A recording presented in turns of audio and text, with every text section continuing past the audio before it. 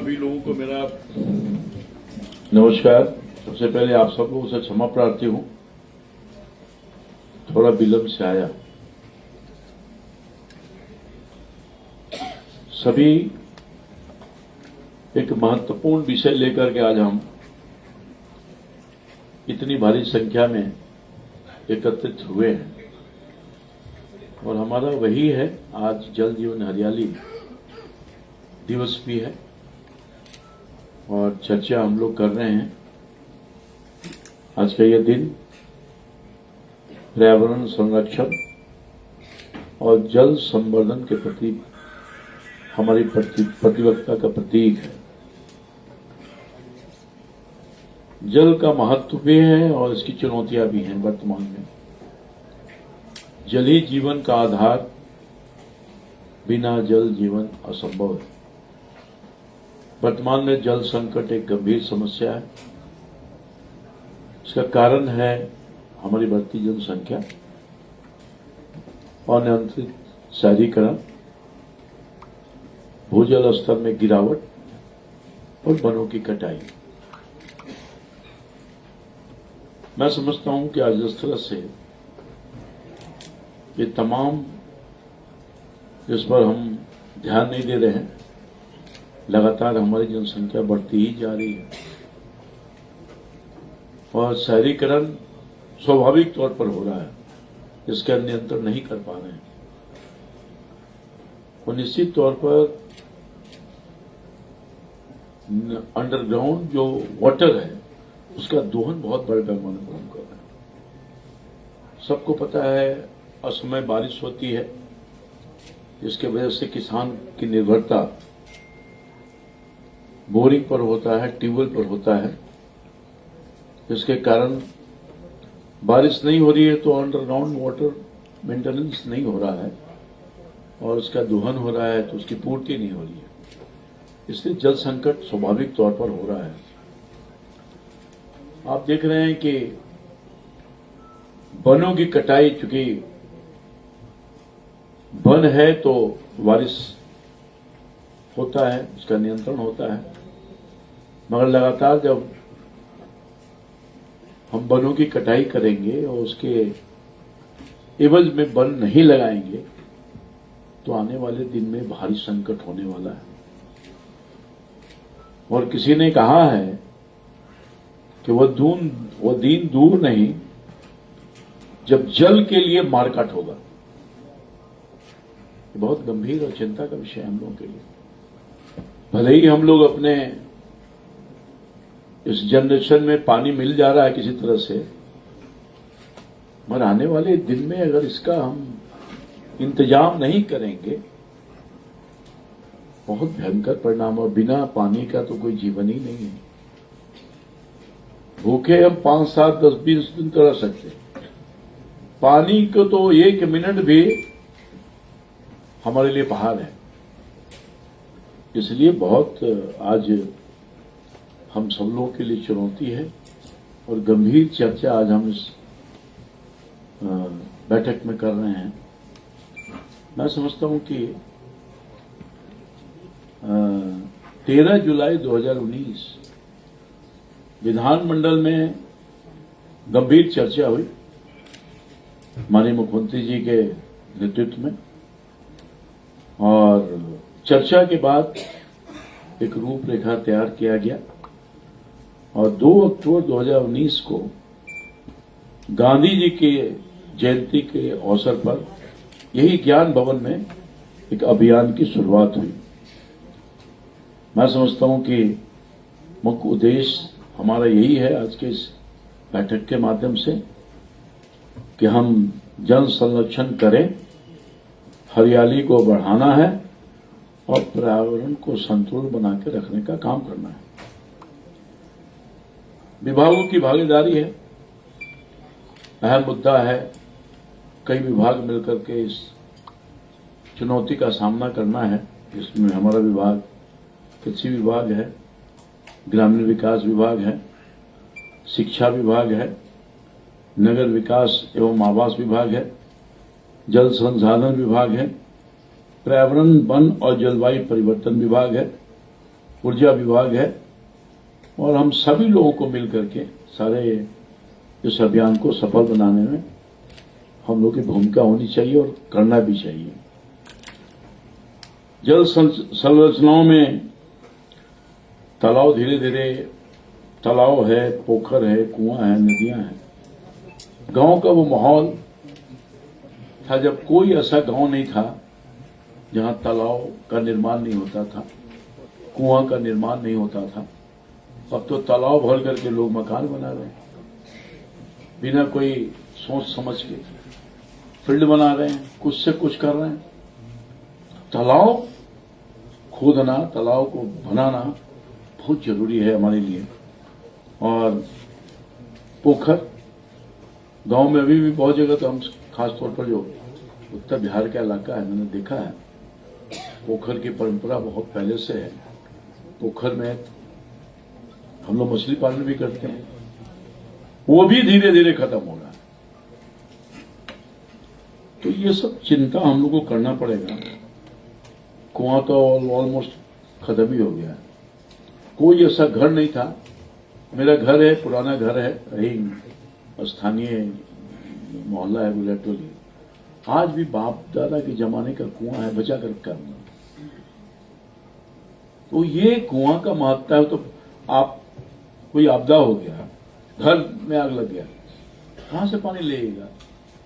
Fire brigade का इंतजार कीजिएगा, तब तक घर स्वाहा हो जाएगा। टंकी का पानी कितना देर तक रहेगा भाई? तो ये छोटी छोटी बातें हैं जिस पर हम सब लोगों को गौर करना पड़ेगा, और नदियों को बचा कर रखना। नदी भी सूख रहा है धीरे धीरे। हमारे बगल में पुनपुन नदी है, तो जो मैं जिस लोकसभा का प्रतिनिधित्व करता हूं, गंगा नदी से लेकर के दरधा नदी, पुनपुन नदी, उसकी भी हालत में देख रहा हूं कि खराब हो रहा है। बरसात में दरधा नदी में पानी आ जाता था, पानी नहीं आ रहा। ये हालात है। अभी जाके देखिए ना, सोन नदी में कहीं बालू का खनन इतना जबरदस्त हो रहा है, उसका भी कुप्रभाव पड़ रहा है। ये व्यवहारिक तौर पर आप देखिएगा सामने है। तो इसलिए मैं समझता हूं कि सब चीजों पर हम लोगों को ध्यान देना पड़ेगा। तालाब को कैसे बचाएं, पोखर को कैसे बचाएं, पोखर को कैसे मेंटेन करें, कुआं को कैसे बचाएं, और नदियों को कैसे हम संरक्षित रखें। तभी हमको लगता है कि हम सब लोग जल संकट से निपटारा हो सकता है। और सब जगह पर जो अतिक्रमण हो गया है उसको भी हटाना है। अब जाके गांव में देखिए, तालाब के किनारे सब झोपड़े लगा दिया, ये लगा दिया, वो लगा दिया, कोई मालिक नहीं है। राजस्व विभाग देखता है उसको, अतिक्रमण हो रहा है, कोई देखने वाला नहीं है। तो इन सब चीजों को विशेष तौर पर हम लोगों को ध्यान देना पड़ेगा। चेक डैम और जल संरक्षण संरचनाओं का निर्माण करना पड़ेगा, चेक डैम बनाना पड़ेगा, जल संग्रह करना पड़ेगा। सरकारी भवनों में वर्षा का जल संचयन, ये भी एक है। वो बरसात के दिनों में जहां पानी का अभाव है, हमने देखा वो जो पहाड़ी का इलाका है, नागालैंड वगैरह, हमको सब जगह घूमने का, चूंकि पार्लियामेंट के मेंबर लंबे काल तक रहे हैं, तो मैं कमेटी में जाता था, देखता था वो किस तरह से पानी बचा के लोग रख रहे हैं, और उसी पानी का उबाल करके वहां मशीन में लगाया उबालने वाला। तो जहां पानी का इसका स्थिति है, अभी भी लोगों को कष्ट उठाना पड़ रहा है। आप लोग भी जाते रहते होंगे, सारे सीनियर ऑफिसर्स हैं। तो ये हालात है। क्योंकि हमारा बिहार वार में तो थोड़ा पानी का उतना किल्लत नहीं महसूस होता है। जहां पानी नहीं है वहां जाके पता करिए किस हालात में। तो हमारी जिम्मेदारी बनती है, तो इन सब जिम्मेदारियों का हम सब लोग मिलकर निर्वहन करें। जैविक खेती को प्रोत्साहित करना पड़ेगा, और पानी के बचाव के लिए अभी हमारे पूर्ववक्ता ने इसकी चर्चा भी की, ड्रिप स्प्रिंकलर, इसमें 90% अनुदान हम दे रहे हैं, उसको प्रोत्साहित करना पड़ेगा, किसानों को समझाना पड़ेगा। और वेस्टेज ऑफ वाटर जो है, बड़ा काम स्प्रिंकलर जब हो जाएगा ड्रिप वाटर, तो सीधे उसका जो वो बिछाया हुआ हमने देखा है, यही स्प्रिंकल का व्यवस्था ही जो कृषि भवन है, कृषि जो रिसर्च सेंटर है, वहां मैंने देखा कि उसका इस्तेमाल लोग कर रहे हैं। उसको प्रोत्साहित करना पड़ेगा। तो मैं समझता हूं तभी हम लोग चुनौती का मुकाबला कर सकते हैं, और सरकार इसके लिए अनुदान दे रही है, प्रोत्साहित कर रही है लोगों को। और मैं समझता हूं कि जलवायु अनुकूल खेती भी हम लोग को करना चाहिए। और बहुत सारे किसान हैं जिनको बहुत जानकारी नहीं है, तो अभी जलवायु परिवर्तन हो रहा है, तो कब बारिश होगा, कब तूफान आ जाएगा, कब आंधी आ जाएगा, पता नहीं चलता है। अभी सब ठीक है, समान है, आंधी तूफान आ गया। अभी हाल ही में हमारे कितनी फसल की क्षति हुई है बड़े पैमाने पर, पूरा का पूरा तूफान बारिश आ गया, सब फसल नष्ट हो गया है। वैसे सरकार तो अनुदान देती ही है बड़े पैमाने पर, हमारे यहाँ रिपोर्ट भी आ रहे हैं। और मैं डायरेक्टर साहब से बात कर रहा था, उन्होंने भी चर्चा किया। इस साल हम लोगों ने आपदा प्रबंधन को आग्रह किया है तो किसानों को जल्दी उसका लाभ मिल जाए। तो किसान तो बेचारे पूंजी लगाते हैं, इधर से उधर से लगा करके कोशिश करते हैं कि हम कमाएं और जो पूंजी लगाए है वापस हो जाए। और अगर हमने किसी से कर्ज भी लिया है तो भी हम वापस करने का काम करेंगे। तो ये है, मैं समझता हूं कि ये भी प्राकृतिक खेती उसको उत्साहित करना है, और सुस्त बागवानी, संरक्षित खेती और सिंचाई कुआं और चेक डैम का निर्माण करना है। हम लोगों को हर हालत में इसको करना ही पड़ेगा। मौसम के अनुसार फसल का चयन भी आवश्यक है। जैसे बाजरा, पानी कम उपज हो जाता है, बाजरा है, मड़ुआ है, चीना है, कोदो है, ऐसी फसलों को भी हमें बढ़ावा देना पड़ेगा, किसानों को बताना पड़ेगा। हम जो केवल धान और गेहूं पर आश्रित हैं, उसको तो बताना पड़ेगा लोगों को।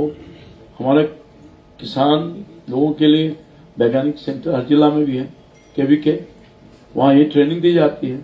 तो लोगों को और मोटिवेशन करने की आवश्यकता है, ताकि इन सब चीजों को भी उत्पादित करें, तो उनकी आमदनी भी होगी। और जो खुला खेत रह जाता है, ओपन खेत रह जाता है, उसमें उपज भी होगा। तो इसके तरफ भी हमारे डिपार्टमेंट प्रयास भी कर रहा है। और खेती को नवाचार देना है, जरूरी है। खेती को नवाचार नहीं देंगे तो किसानों को लाभ नहीं मिल पाएगा। तो हम बदलते मौसम के अनुसार भी लोगों को ट्रेंड करें, लोगों को बताने का काम करें। जैविक खेती और बाजार, किसानों की आय बढ़ाने के लिए बिहार राज्य जैविक मिशन बनाया गया है। जैविक कॉरिडोर में सब्जी और विशेष फसल उत्पादन होता है। इसमें कि काला गेहूं, कतरनी चावल, बैगनी कतरनी चावल वगैरह तो हम लोग जीआई टैग में लिया, बाहर भेजे हैं, अभी भेजे हैं कई जगह पर, दुबई, चाइना, इन सब जगहों पर भेज रहे हैं। तो ये तो वर्ल्ड मार्केट में आ रहा है भाई, सब चीज डिमांड हो रहा है। बैगनी है, पीली पिलकोबी है, ब्रोकली है। ब्रोकली का चलन देखिए कितना जबरदस्त हो रहा है, बहुत जगह पर इन सब चीजों का डिमांड बढ़ गया है। रंगीन शिमला मिर्चा है, ड्रैगन फ्रूट है। ये सब चीज को हम लोग को बढ़ावा देना पड़ेगा। और निश्चित तौर पर जल होगा तभी ना हरियाली होगी, और हरियाली होगी तो जीवन होगा। तो जुड़ा हुआ है सब चीज से। और मैं समझता हूं कि ये केवल सरकारी नहीं, इसको जन जन तक इस अभियान को लाने का काम करना है। क्योंकि हमारे प्रयास, हम तो प्रयास कर रहे हैं, मगर वो इम्पैक्ट नहीं आएगा जब पूरे लोग इसमें इन्वॉल्व होंगे। जन जन तक ये नहीं अभियान जाएगा तो हमारा मिशन सफल नहीं होगा। तो इसलिए इसमें हम लोगों को इस अभियान को जन जन तक पहुंचाना है, और हर व्यक्ति जल संरक्षण और पर्यावरण सुरक्षा में अपना योगदान दे, ऐसा प्रयास करना पड़ेगा। मैं समझता हूं कि हमारा जो स्लोगन है, एक कदम जल संरक्षण की ओर और एक कदम हरियाली की ओर। मैं समझता हूं कि आज का ये महत्वपूर्ण चर्चा को आगे ले जाएं। जो उद्देश्य है उसकी पूर्ति तभी होगी जब हम सब लोग जन जन तक अवेयरनेस जगाने का काम करेंगे, लोगों का सहयोग लेंगे। लोगों में जब अवेयरनेस हो जाएगी, जल की महत्ता समझ में आ जाएगी, तो मैं समझता हूं कि जल जीवन हरियाली जो मिशन है, जो माननीय मुख्यमंत्री जी की सोच के तहत है, वो पूरा हो पाएगा। हम सुरक्षित रह पाएंगे, हमारा किसान सुरक्षित रह पाएगा। इन्हीं चंद शब्दों के साथ आप सभी लोग आए, उसके लिए आपके प्रति आभार व्यक्त करते हैं और सभी को प्रणाम करते हुए अपनी बात समाप्त करते हैं। धन्यवाद।